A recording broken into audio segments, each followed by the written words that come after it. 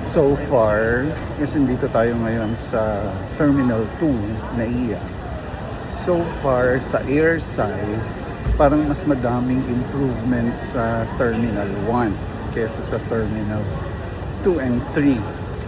Between 2 and 3, mas madaming improvements sa 3 compared sa 2. So ngayon, wala masyadong makakainan dun sa airside. Ibig sabihin, after ng security check. Kasi sa Terminal 3, meron. Terminal 1 lalo, madami. Meron pang wildflower or little flower. And so far, dito, konti. So yung mga stalls lang.